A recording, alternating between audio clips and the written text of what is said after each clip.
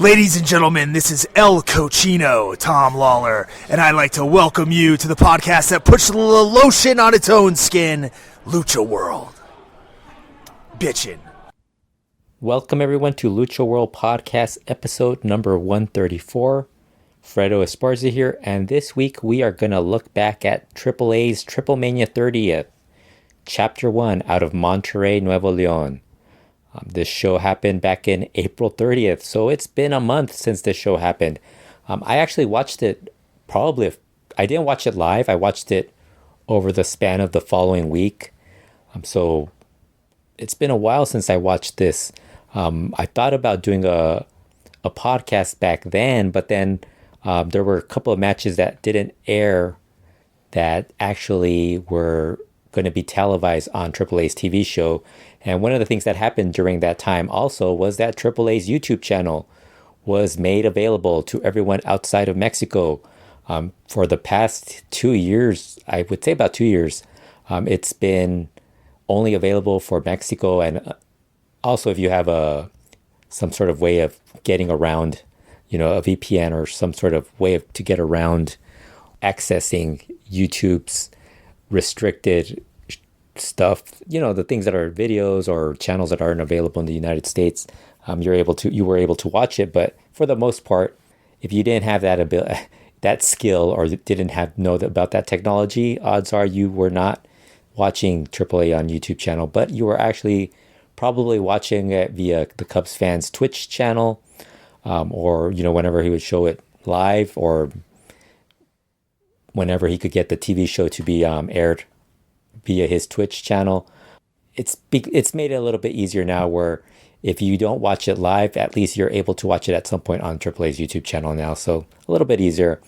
So I was actually waiting for the last couple of matches that hadn't made it onto what was the live stream off of Fight TV and also Canal Space. They actually ended up airing matches 3 through 10, whereas the last two were the last two matches that didn't that aired on TV. And unfortunately, it was that big of a deal. Come to think of it, I probably should have just done the show back then. But it's no big deal. It's not like AAA is really running a lot of stuff that's you could pretty much watch a Triplemania and not watch anything else and be okay with it. You're not missing too many things, and even if you are missing something, they'll usually give you a video recap, or you could find it on their YouTube channel, or somebody can explain it to you more or less, and you'll be okay with it. You're not missing much. Same thing with CMLL. You don't have to watch every single show to know what's going on. All you do is realize that they're running another tournament. If it's a tournament that features more than 8 people, then it's going to run over a 3-week period. And if it's one that has 8 people announced, then you pretty much know it is either a 1 week or 2 week type of thing. So you're not missing a lot if you're not watching everything live. And the other thing was that the show was 4.5 hours long, and that's not even counting the 2 matches that didn't air on the live stream. So probably a 5.5 hour show in total. Crazy amount of time. I was only able to watch, I think, the first day, and I've been told by a few other people that didn't watch it live, that when they did watch it recorded or ordered the the VOD later on, or had access to the show later on, they pretty much watched it not all in one sitting, but actually split it up over a 2-3 day period.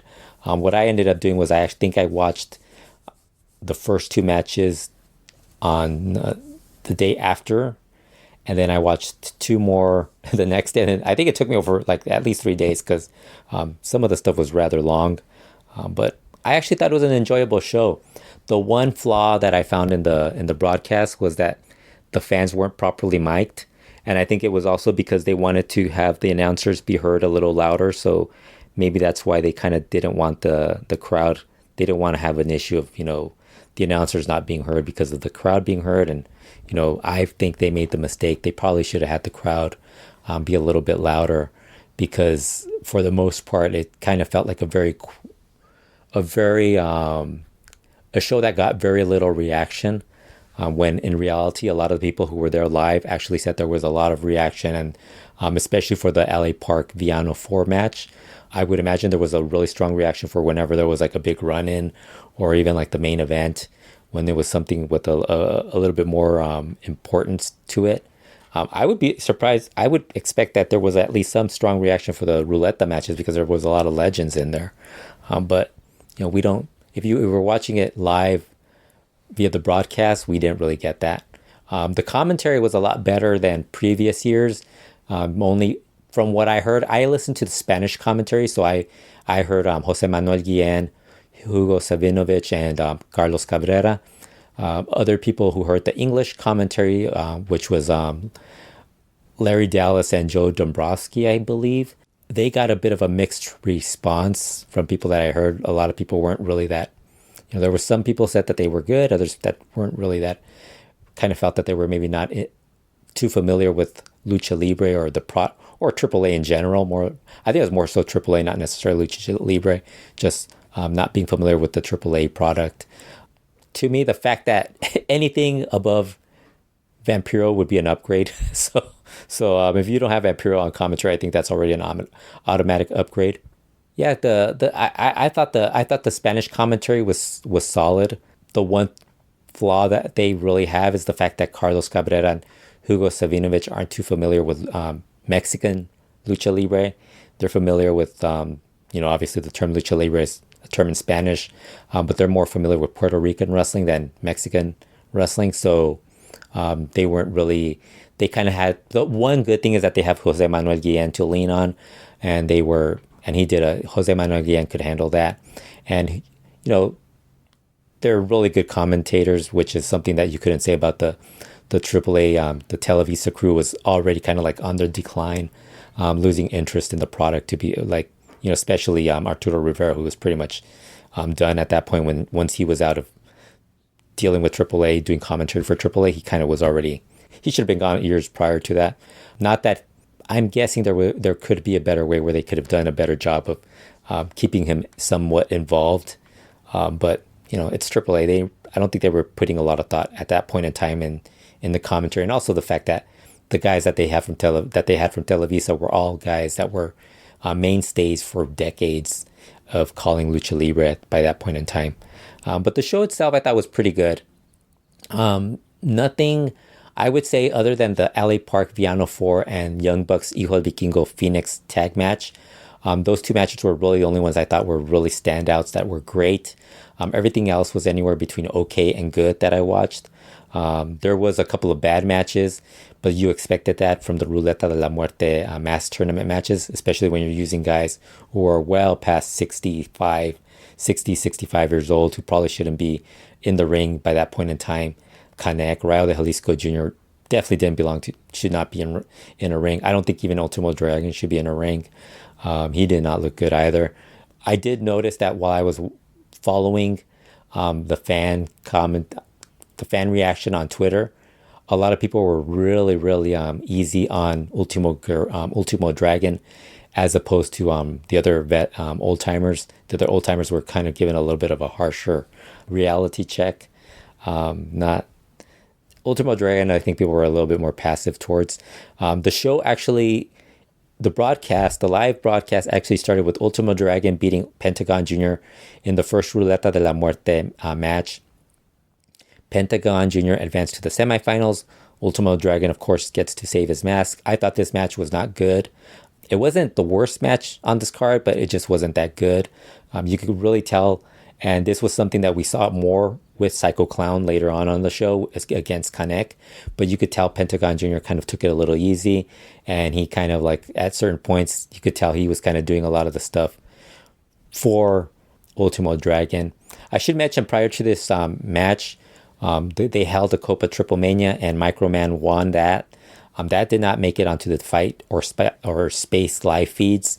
That was aired later on AAA's TV show, and it actually is available, I think, on their YouTube channel if you want to check that out.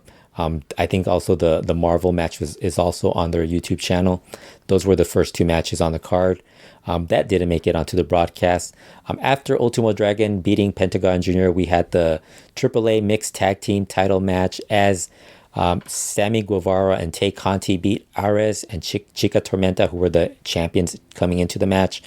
They also beat Lady Maravilla and Latigo and Commander and Sexy Star. This, of course, not being Sexy Star, the previous one. This is the second version. She catches a lot of grief for the previous one, and since AAA doesn't really put a sexy, they don't call her Sexy Star 2 or anything like that. They just call her Sexy Star. She's gonna catch most of the grief no matter what. This match I thought it was good, but the problem was that there was a lot of the finish was I wasn't a big fan of the finish. Anyways, prior to the match, Sammy Guevara claimed he was injured and was unable to wrestle, but he said he had a plan. They showed a video of this. He then brought out La Parca Negra as his replacement, but late in the match, he got involved and hit Ares with his crutch. He and Tay then got the win when they both got pins on Ares and Chica Tormenta. This match I thought was I thought it was an okay match. Like I said, the finish left little to be desired. I thought there was enough there that it was at least an okay match. After that, we had the match that probably stole the show. LA Park beating Villano 4 in the Ruleta de la Muerte first round mask tournament match. LA Park saves his mask while Villano 4 advances to the semifinals. This was a bloody brawl. This was pretty much, I thought the beginning of this was really well done with Villano 4 standing at the entrance waiting for LA Park. It kind of gave it an old spaghetti western type of feel to it. Kind of like that old gunslinger, just, two gunslingers getting ready to go at it. And they went at it. They had a wild brawl, lots of blood, which is something they really had to do because these two, more so Villano 4 can't really, he's not very mobile now. But the fact that they would hit each other hard and then they would kind of like be able to slow it down, maybe pull each other's mask. I thought this was a fantastic match. Definitely, of all the guys that were involved, this was probably the one where everyone kind of predicted Villano 4 would be the one that would lose, just because everybody has a feeling that he's going to be the one that drops his mask, since he would be the last of the Villanos to do so. Villano 3, of course, dropping it to Atlantis back in 2000, and then Villano 5 dropping it to Ultimo Guerrero. And now Villano 4 will eventually drop it to somebody at probably the last Triplemania. That's the expectation. That's what everybody's predicting. You never know. I don't think I don't think they're going to swerve us, just because I don't really see anybody else that's advancing losing besides Villano 4. But this match, like I said, great match, just a great brawl. One of the better matches of the year. I would say this is definitely a top 5 match in Mexico, which this year, oddly enough, there hasn't been that many great or memorable matches that I've seen. I'm sure there are. But for the most part, this is definitely one of the better matches. We'll be talking about one of the other matches that I thought was one of the top 5 matches of this year. But this was definitely one. This definitely has to be up there. After the match, Dorian Roldan came out and presented a plaque to Latin Lover for his years in Lucha Libre. Jeff Jarrett interrupted them and insulted Latin Lover. Rey Escorpion had actually come along with Jarrett to help beat on Latin Lover. That then led to Vampiro making the save. This was a cool segment, but they've been building up Jeff Jarrett being involved in this. The possibility of a Jeff Jarrett Latin Lover match at a future Triplemania or something involving them. But now, apparently, recently, Jeff Jarrett appears to be heading back to WWE to work behind the scenes. So who knows if he'll be back for this. He probably will. At the rate WWE fires people, he'll probably work for WWE for a few months and then get fired in time to make it for the third Triplemania. That's just the way it is. You never know with wrestling, especially with WWE and the way they've been firing and rehiring people. But I thought this was a cool segment. I'm not a big fan of Vampiro returning. I definitely don't want to see a Vampiro Latin Lover versus Jeff Jarrett Rey Scorpion match, but I think that was what they were probably heading to, and now that kind of might be something that they have to put on the back burner or toss aside. That was then followed by the 6th match, which was Johnny Caballero, who's John Hennigan, who wrestles as Johnny Mundo, Johnny Impact, Johnny Nitro, John Morrison, you name it. He's been every name possible. I think he's now Johnny Elite in AEW. He teamed up with Taurus to beat Dragon Lee and Drilistico, Jack Hartwheel and Loretto Kid in a 3-way tag match. Cartwheel was Loretto Kid's surprise partner. I thought this was a good match. I wasn't a big fan of the finish, but that's something you expect from AAA. But I thought this was a good match. Probably the third best match on the show. The one thing I did notice that Dralistico, pretty much he's a one-trick pony. Not somebody that really you're going to get a lot out of, but I think he's just having a great time teaming up with Dragon Lee, his brother, and I think that's what they're enjoying most. And of course, they're getting that big opportunity to work with the Hardys in Chapter 2 of Triplemania in Tijuana. But it was entertaining. I think they probably should have won, just because you kind of wanted to build up something towards them facing the Hardys. But for whatever reason, AAA loves to have the foreigners beat their guys, and Johnny Caballero and Taurus winning kind of felt that way. Even though Taurus is a regular in AAA, but still, Caballero's more of a guest appearance at this point. That was then followed by the next Ruleta de la Muerte mass tournament match, as Rayo de Jalisco Jr. beat Blue Demon Jr. And this match was probably the worst match on the card. This was not good at all. Very slow. Rayo cannot move. We also had Connect later on, who could not move either, but Rayo was really bad. Blue Demon Jr. kind of tried at certain points, but this was not good. During the match, Cien Caras, Mascaño 2000, and NGD all interfered. This was also kind of sad to see Cien Caras showing up walking with a cane, and just tells you, he's getting a little older, and it's funny to see him interfere in that way. But it was more him and Mascaño 2000 distracting Rayo so that NGD could attack him. Rayo Jr. was able to take a guitar away from them and used it on Blue Demon Jr. to get the pin. Los Dinamitas then beat up Rayo after the match. That's likely going to set something up for the final Triplemania, because they pretty much already set up the entire lineup for Triplemania in Tijuana. But I would guess that's going to be the one of the big featured matches for the Triplemania in Mexico City. Will probably be NGD versus Rayo de Jalisco Jr. and two partners of his choosing. Wouldn't be shocked if he picked out like Connect and Ultimo Dragon as his partners. The guys who lost or who won in this tournament, who saved their mask being part of the team. I joked that maybe he could get two younger wrestlers, but the reality is I would not be shocked if they went with an old man trio versus a younger the NGD younger trio. After that, we got Bandito, Pagano, Taya beating Andrade, Cibernetico, and Diana Purrazzo by DQ. Latigo came out and brought a fire extinguisher to the ring.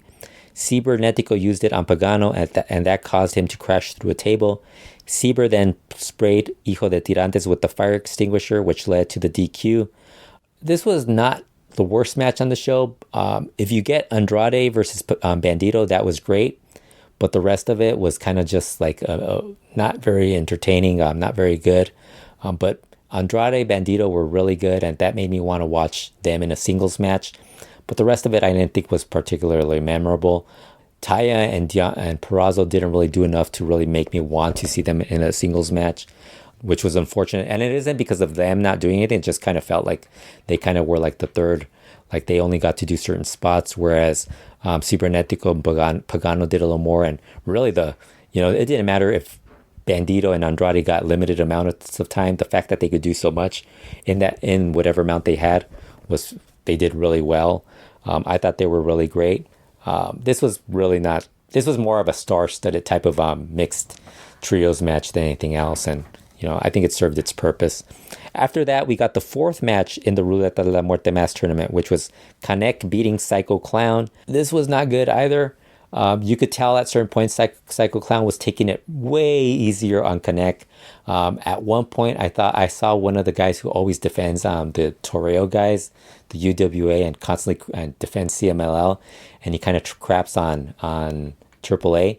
He kind of posted about how the table spot where Psycho Clown goes at Connect and the table doesn't break. He kind of made a big deal about how, Psycho Clown, this is what's wrong with that guy. He can't do this stuff properly. And it's like, yeah, he could do it pretty well. And everybody before he deleted that tweet, a bunch of people were commenting like, Connect's like 69 years old, 69, 70 years old. Psycho Clown is making sure he doesn't kill the guy in a match. And the guy deleted it. And, that's what I noticed in the match was really Psycho Clown kind of laying it in a little easier on Connect. And Connect's mobility was really bad. He was very slow in the match. An all-time legend, but I mean, come on, this guy, we were talking about his mobility being slow 20 years ago, and now he's still around doing this, and he's still very immobile and very slow, but it was not a good match. Connect saved his mask. That's the other thing. The fact that the winners were the guys who were going to not continue on forced guys like Connect, Ryo to get wins over guys who probably are significantly younger and better than them. Ultimo Dragon also. So it's like really the LA Park Viano 4 result kind of seems like the most believable one if you're into that sort of thing. But the other stuff is like more like, younger guys losing to the older guys. Blue Demon Jr. and Riley Jalisco Jr. are a little closer in age, so it wasn't that big of a letdown as far as age, but still, it should have been. I mean, it should have been a little bit more believable, in my opinion. That's just me, but I mean, it would have been, honestly, if you would have told Connect he was going to lose, he probably wouldn't have even accepted to be part of this. And what AAA wanted was like this to be a star-studded mass tournament, and they wanted to get these guys, and obviously these guys weren't going to lose their mask, so they pretty much were. And the only way they were going to do it was if they won, and that's how it goes. During the match, Dr. Wagner Jr. interfered and attacked Psycho Clown. Psycho Clown then fought back against Wagner, but Andrade ran out and helped him. Wagner then asked Andrade if he'd join his new Legion Lagunera faction, which Andrade accepted. Andrade on Twitter, I think later on, asked what faction he should join, Legion Lagunero or remain part of Los Ingobernables. And I think most people are probably thinking he should team up with Dr. Wagner Jr. and his family. Then honestly, it doesn't matter. I mean, he'll probably end up just splitting his time with both groups anyways, because his focus is right now is with AEW and doing whatever he's doing with that promotion. Anything else is probably secondary. And I thought that was the only point, and that was the other thing. The only time you could hear the crowd was when they were cutting promos for that the post match between Andrade and Dr. Wagner Jr., which, again, both of these guys are not part of AAA full time, and they get to do mic work on one of the bigger shows of the year. But during that, you could actually hear fans yelling and cheering, and you could hear a lady scream out "Chinga tu madre, Wagner," which I thought was hilarious.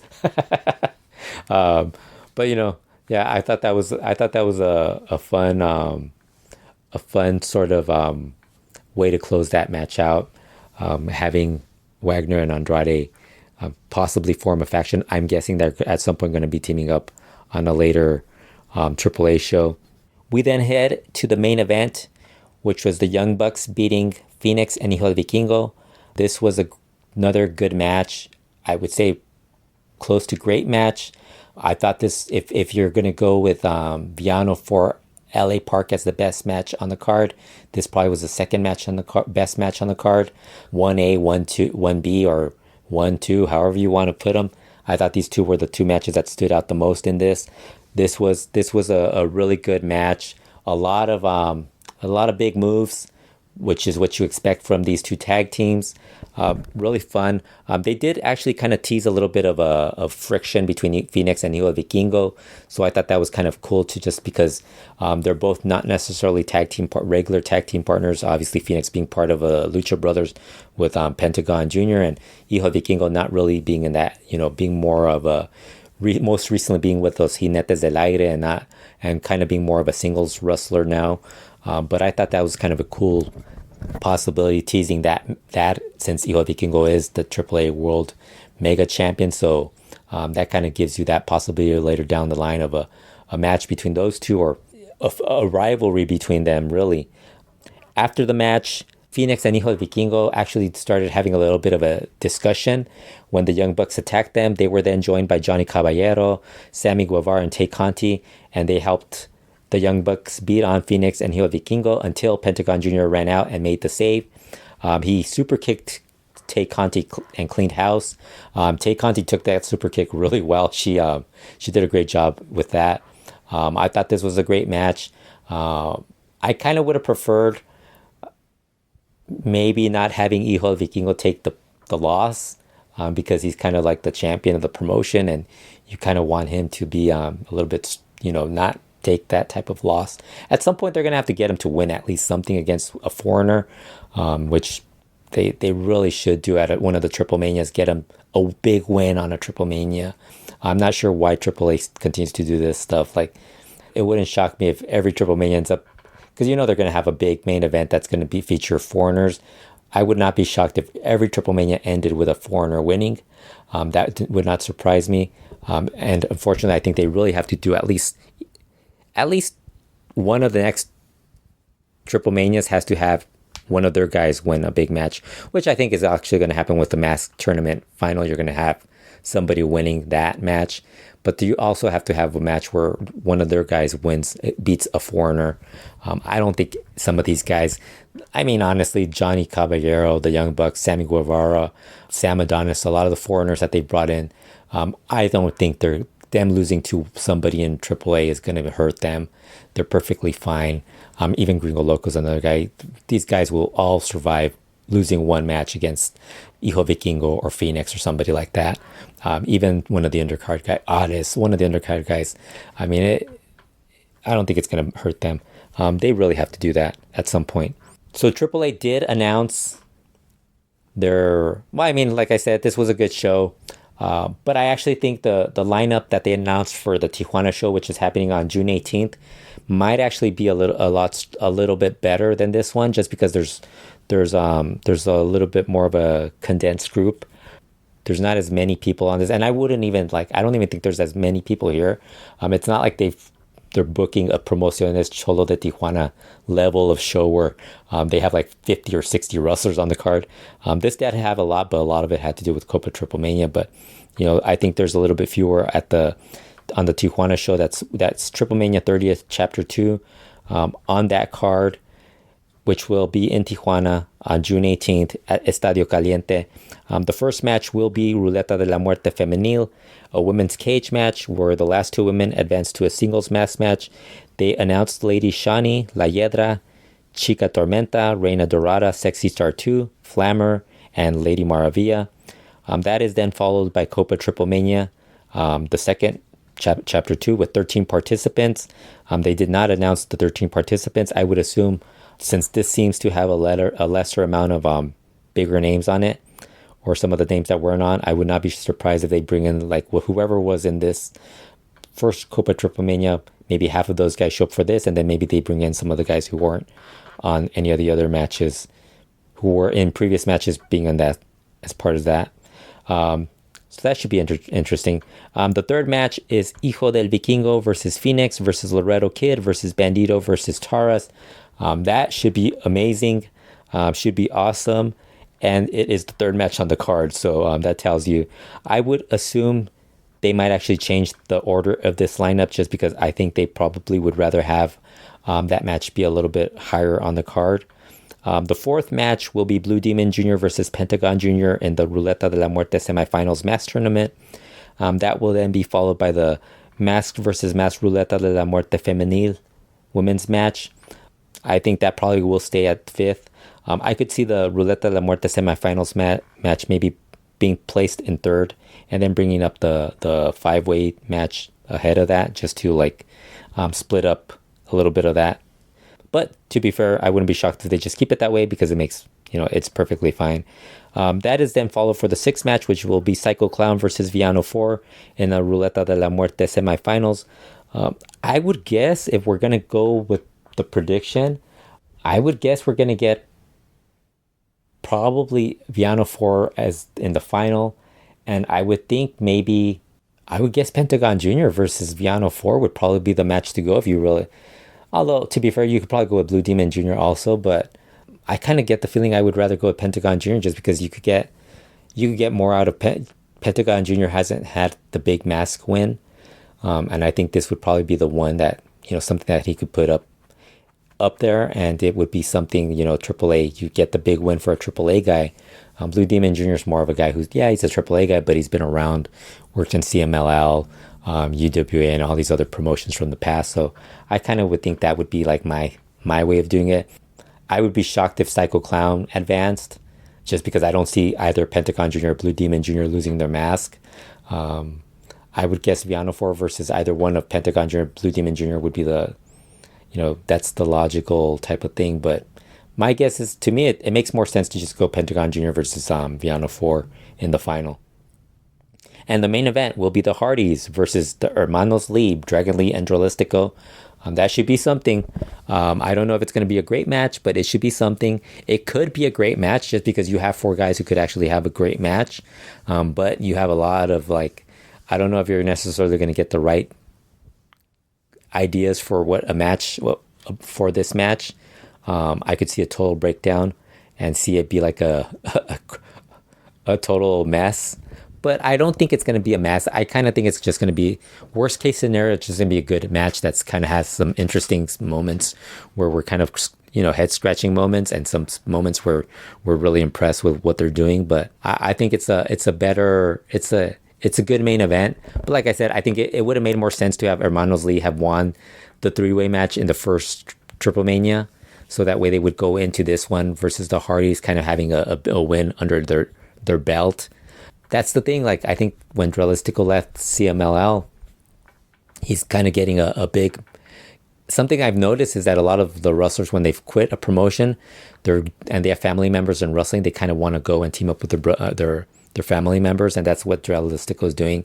Gets to team up with Dragon Lee, and he's going to get a big match against the Hardys at a Triplemania. We saw this with Tejano Jr. when he left AAA.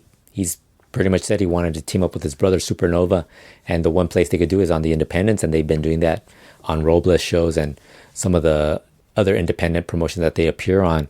But you kind of I think if I look back at Dralistico, I think him teaming up with Caristico when Mystico, I think that was I thought that was a good tag team that probably could have gone a little further. They could have done a little more. I think the end result would have been at some point, I don't think they could have talked them into doing a mask versus mask match or something like that. But I think that would have been a cool thing to do. If I was the guy playing Dralistico, that would have been something I would have preferred to have done. Maybe told CML, hey, look, I like teaming up with Mystico, but maybe we should do the big angle, and I'll drop my mask, come up with a new gimmick, or wrestle without a mask, be okay with that, move on from that. But you could have got a big deal out of that. But him teaming up with his brother, fine. There'll be a tag team. The one thing I've noticed that Dragon Lee hasn't really been. Remember Dragon Lee in CMLL, and even when he first got out of CMLL, he was kind of like a hot commodity, and now it's kind of he's kind of just he's kind of mentioned, but it's kind of, and this is really a lot, not just Dragon Lee, but the Munoz family, and we'll talk about this later on when we talk about the Ingobernables. They've kind of quieted down. There's not as much they should come over, they should be in, why aren't they in the US, why aren't they doing this? And it's more we got other guys. It kind of feels like Dragon Lee at one point was in that Lucha Brothers Bandito group of guys that gets talked about as being a guy who could be not just a Lucha Libre star, but an international star. And now he's kind of not in that group anymore. He's kind of been he's in that next tier of guys, the Puma Kings, guys who DMT Azul, guys who are kind of showing up on US shows, but not guys that are in high demand. I think Dragon Lee's been surpassed by Ares and Aramis, honestly. Those two guys have been getting a little bit more recognition in the United States and internationally. So I don't know what Dragon Lee's been doing and what advice he's been getting, but he should really be looking. He should be a little bit higher up there. I mean, even Taurus is a guy who's been up there. If you look at the guys and the luchadors who are making it big internationally, obviously you have Lucha Brothers at a high level. Top of the list is Rey Mysterio. I mean, there's nobody that's doing it as well as he is. But then you have Lucha Brothers. After the Lucha Brothers, you maybe have Andrade, Garza in WWE. You have a couple of other people mixed in there. Then you have the Loretto Kid, Taurus, Bandito, guys who are kind of in demand in the United States. Then you have Aramis and Ares who are up there. I'm trying to think of who else is kind of in that group. Nero Casas is kind of starting to get back a little bit there, where he's getting a little bit. Psycho Clown, I forgot Psycho Clown. Psycho Clown is in that group. Psycho Clown is in between the Lucha Brothers and those guys. Kind of like, I would say Psycho Clown, for being a big star in AAA, he's more in the Aramis Ares group, just because he's getting a lot of independent bookings, but he really isn't a name that gets mentioned for like, AEW should sign him or Impact should sign him or anything like that. He's more in that group. Tejano Jr. is kind of in that group as well. You're seeing a little bit more of the Mascara Doradas in there. And Dragon Lee, you don't really hear about him as much as you used to. And Dragon Lee, talent alone, he should be in the Lucha Brothers level of a guy who should, at one point he was at that point, like with Loretto Kid, guy who like everybody was talking about as the next big star. Now he's not really being talked about. But that show should be good. The upcoming June 18th Triplemania in Tijuana. Now we can talk about CMLL, which, for a long stretch of time kind of seems like they were kind of in a bit of a dry spell. But recently, they've had a couple of good matches. They've had a really good run of Friday shows with some good matches. Not necessarily the entire show, but one match that actually stands out. It really started with the Universal Tournament with Titan versus Niebla Roja in the Universal semifinal back in April 22nd. That was an excellent match. I would say that is probably in my top 3 or top 2 matches in Mexico this year. Excellent. Put it up there with the LA Park Viano 4 match. And both of these guys talk about how that was one of the big matches for them and how it probably changed. For them, that was their big match, their big moment, the match that kind of they feel like they're going to talk about as being one of the matches that is significant in their career. Titan then followed that up on April 29th in the triangular final of the Universal Tournament, where he faced Templario and then later faced Mystico. The Titan Templario semifinal match was actually the match leading up to the final was actually pretty good. It wasn't that long of a match, probably in the 10-minute range, but really good. Both guys got in a lot of offense, and I dug that they actually used all 3 of them to start the first match and then start the second match, and then kind of take them out of it, take whoever wasn't in the match, taken out of it. But I thought that was a good match, and then Titan was awesome in that match, and that led to him going up against Mystico and Mystico getting the big win. I thought that was also a really good match. Mystico getting the big win doesn't surprise me or anything, just because if they were going to do anything with Mystico, he was going to get the big win, and I thought that was a definite memorable matchup. Hopefully Mystico remembers that he was part of this year's Universal Tournament, because he forgot about being part of it in the past. But like I said, this was a fun match and a really good run for Titan. 3 good matches and then he ended up getting the announcement of going to New Japan to work the Best of the Super Juniors tournament. He's not doing too well in that tournament, but he's been awesome. I would say he's probably the early front runner for Wrestler of the Year in Mexico. He's been outstanding for the most part. I think there's another match that he had this past year that was actually also really good. So he's probably got about 3 or 4 matches that really you could talk about him being really good. And he's been fantastic. He's been since he first showed up in CML, he's been fantastic, and he's always kept himself humble, really good guy, and he's that's what he comes across as, and he's been awesome. Really enjoyed his work. The following week in CMLL, there was a Ultimo Guerrero Averno match with Ultimo Guerrero winning. This match was also an excellent match. If you have not watched it, it's from May 6th. Really good. I thought this was this has to be among one of the better matches of this year as well. Averno has been an awesome addition to CMLL. Bringing him back was a great move. And really, when I was thinking about it, I kind of was gonna say that he wasn't used properly in AAA, but I think it was more so that he just kind of wasn't the type of guy that they push in AAA. They're more of a flashier, high-flying type of guy as far as the lighter weights. And then the guys that they kind of push are more heavyweights than smaller wrestlers, especially when it's a Rudo. And I kind of felt Averno wasn't really a guy that they push. But for the most part, I cannot criticize how well he did in AAA because he was part of the OGTs, and they had that phenomenal feud with Poder del Norte at one point that was excellent. And then he also did a few other things where he was really good.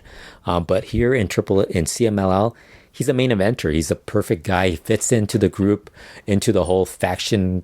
He was part of the Infernales faction, and now he's on his own right now. But he could always be part of one of those groups. He's got a little bit more people to work with, a lot of rivalries with Mystico, and now he has his rival with Ultimo Guerrero and Rey Bucanero because of the tag match that they had with him teaming up with Mephisto.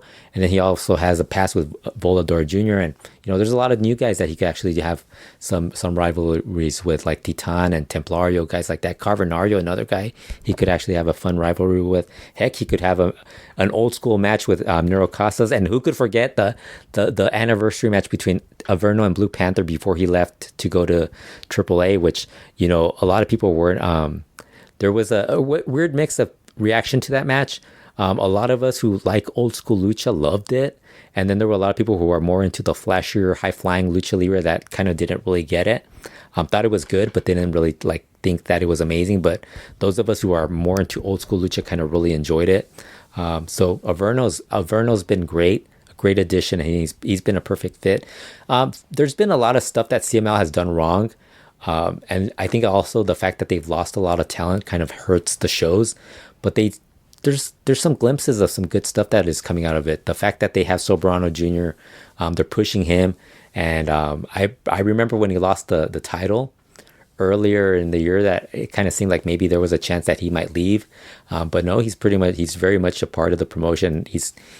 They're setting him up to go up against Templario this next week, and after the previous time that they had the match where he got hurt, but he's kind of been a focal point in singles matches, and he's teaming up with his father. Like I said earlier, there's this thing where a lot of wrestlers now are kind of luchadors are really getting into the whole idea of teaming up with a family member and how it brings them, especially as a tag team. And the Euphoria Soberano Jr. tag team seems like it's a fun tag team. They're going to do in this upcoming month, they're doing Copa Dinastias with tag teams of family members, and Euphoria and Soberano Jr. are teaming up.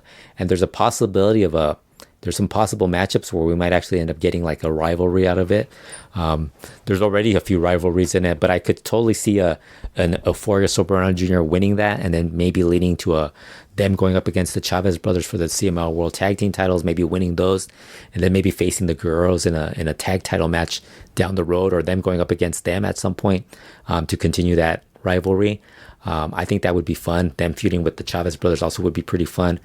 Chavez brothers, I think the fact that people are so distracted by them, by hating them because they're pretty boys and they kind of have the whole charisma being, jerks. They have that jerk charisma going for them. That I think it distracts people from the fact that they're actually really good wrestlers, and they're a fun tag team. I think that's something that I've kind of enjoyed, and from CMLL.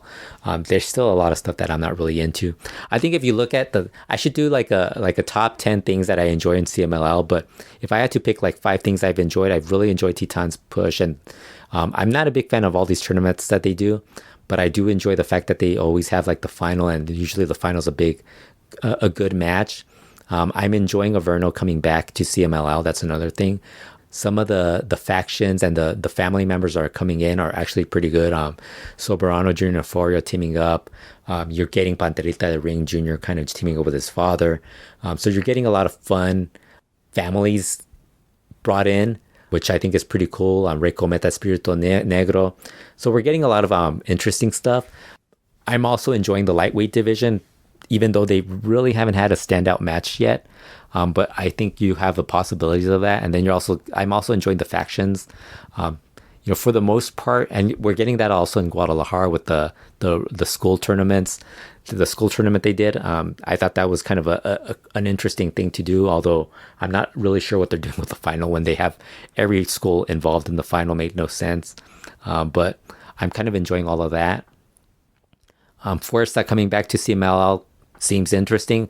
Can they convince Fuerza to drop his mask as part of his retirement? I think that would be kind of cool to do a Fuerza Guerrera Nero Casas mask versus hair match. Only maybe Casas wins the mask. That would be cool. Maybe an Atlantis versus Fuerza Guerrera mask match where Atlantis wins the mask. Maybe you do a Fuerza versus Casas mask versus hair match with Fuerza winning Casas hair. Then that leads to Atlantis versus Fuerza in a mask match. I think that would be pretty awesome as well. There's a lot of talk of that possibly happening. Atlantis and Atlantis Jr. talked about, hey, because Atlantis Jr. is feuding with Tsuka Jr. And there's a belief that that's going to be the anniversary main event. Maybe they do a double main event or something. I could see Fuerza dropping his mask. I could see him dropping it, possibly getting convinced to do it. But at the same time, I also kind of see that maybe he's going to extend this retirement thing where he kind of stops maybe wrestling for a few months, that comes back again, which is the norm with a lot of these luchadors, a lot of wrestlers. But I think it's kind of cool that he's back. Some other news, some sad news from CMLL with Toro Bill Jr. passing away on April 25th from a heart attack, which happened as the show was going on in Puebla. That was really a sad thing to hear. I thought he was a pretty good worker, and I was always hoping that CMLL would have given him and Rey Apocalypse more of a look as a regular tag team, and they never really did, which is unfortunate. And fortunately passed away, and he was one of the bright spots as far as local talent in Puebla. I really enjoyed his work, and it's sad to see that he passed away. Other CMLL news. Recently, we'll probably go into more detail about these matches because these are matches I'll probably be watching once they air and they're made available on CML's YouTube channel. We'll talk about it whenever I recap the Triplemania from Tijuana. But Atlantis Jr. won Copa Jr. VIP against Mystico, which is a big win. He needed that big win. I think that's something they have to keep. They have to keep building him up if they're going to have a big mass match that people are going to want to watch. And if it's going to be Atlantis Jr. versus Tsuka Jr., I think that is a mass match people would want to see. Atlantis Jr. is an up-and-comer who's been very good. And Tsuka Jr. is a mid-card guy who's been around for a long time, upper mid-card guy who's actually been pretty good for the most part. Not somebody who's... he's never been a big superstar, but he's always been somebody who's been reliable and has had big matches and big wins in CMLL. And I could see that being a match that they would like to have. I think that would be I think that's something that the fans would like to see. Also on that Friday show, Dulce Gardenia, Rey Cometa, and Espiritu Negro won the national trios titles that had been vacated by the Cancerberos when Virus and Cancerbero decided to vacate the titles, and CML also kind of wanted them vacated since Raciel passed away, and they didn't just want to automatically put Luciferno in there as a champion. They kind of just decided to hold the tournament. Cancerberos were initially going to be in the tournament, but Virus actually fractured his tibia on a Saturday show prior to this, and so he was unable to be in the tournament, so those Cancerberos were not on the card. So unfortunately now the Cancerberos for the next month or so are going to be without Virus, and Cancerberos, poor Cancerberos now on his own, although he has Luciferno with him. But I thought this was a good win, getting Rey Cometa another title. I do dig this trio. The one thing in this tournament with the Cancerberos out, they kind of went with 4 technical trios. The Depredadores trio is kind of a more of a tweener type of trio, but they could work as a technical trio as well. More of a Rudo trio, but they're technicals. And I thought that was kind of cool that they actually did that. Now we have 3 technical trios in here. Fuerza Poblana, which features Pegaso, but since he was injured, he was replaced by Guerrero Maya Jr. But I think that's actually the fact that they now have a technical trio as a champion and involved in this kind of, I think it adds a little more. I mean, for the most part, CMLL had been focusing a lot on the Rudo trios like, Infernales, Guerreros Laguneros, previously NGD, Cancerberos, and now it's kind of cool to have some technical trios involved in this as well. And also the Ingobernables as a Rudo trio. Mercurio, that same night, retained his minis title and was asked to join Los Depredadores, which he did. He is now part of that group. Diamond didn't seem to be part of the invitation group for Mercurio, so and he hasn't been teaming that often with the Depredadores, so who knows if he's still part of the group or he's now out. It's CMLL. He could probably still be brought back. Some other news, and this was something I was going to talk about. The Munoz family held a press conference a couple of weeks ago, and just to introduce a new Ingobernable, which, much to no one's surprise, ended up being Vangelis. Everybody actually kind of said it was very disappointing to see he was the newest member of the Ingobernables. He has a new hair look, a new hairstyle, but it's the same Vangelis, so I wouldn't be shocked if they add another member to this group, just because La Mascara is no longer really working with them. He's more or less handling the booking for Robles Promotions, wrestling primarily for them right now as well. So I wouldn't be shocked if Rush decides to hold another press conference and they bring out a new Ingobernable, just because I do think they need at least a few members if they're going to like have Bestia the Ring whenever Rush or Dragon Lee or Dralistic are busy and they want to kind of have a trio on a show. They probably need somebody to team up with Bestia the Ring and Vangelis, so I wouldn't be shocked if they bring in somebody else to join the group. Maybe another ex-CMLL guy joining that group. Wouldn't shock me. Or maybe, they go with somebody different as a new member, but they really have to do that. I just thought it was funny how the reaction to Vangelis was nobody really caring or about it. It was funny. Vangelis, that's what he is. He's part of the whole Munoz family. The other news that happened recently, this past weekend, Andrade and Charlotte got married, and there was a lot of wrestling people at that wedding, obviously because of Andrade's family being a big part of the local lucha libre scene, and for Charlotte's father, Ric Flair, being there as well. Among the good people that we saw pictures and videos of were like Rey Mysterio, Rush, Finn Balor was there. A lot of people were there.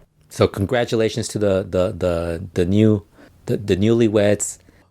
May they have many wonderful years of marriage, and hopefully, just imagine they have a son or daughter or both. The future of professional wrestling depends on possibly having one of the. I mean, you put the Flair. We have a lot of Alvarado Casas grandchildren around. Just imagine the Flair Andrade lineage continuing on. Should make for a fantastic wrestler down the road. So that's it for this week. Be sure to check us out at LuchaWorld.com for old school wrestling reviews. Check out RetroWrestling.com for added audio content. Check out the Retro Wrestling YouTube channel. We have a lot of Lucha Show reviews as well as the LuchaWorld Podcast, and I will be adding something new very soon to that to the YouTube channel, as well as to the. Well, I'll just leave it at that. I won't spoil it right now. Also, check out the Patreon, patreon.com/LuchaWorld, where we have 3 different tiers. We have the $5 tier where you get 10 DVDs a month in ISO file format. At the $3 level, that is really your introductory Lucha Libre level, where you get the Lucha Classica podcast, which I have to do at some point. I've done about 25 or so that are available on there.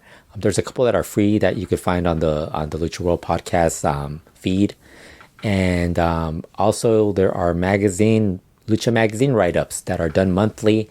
I think we're up to a little over 50 total. I think at some point it's going to be a lot more, just because Kurt keeps bringing more magazines, and now I have about, I think it's getting to the point where it's about 7 bins of Lucha Libre magazines.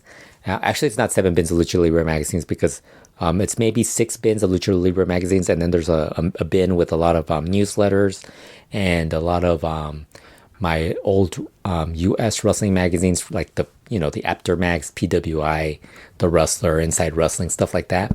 But I'll be adding a lot of the Lucha Libre magazine write-ups to the Patreon, so check that out. Thanks again, everyone, for listening, and we will be back again soon. Take care.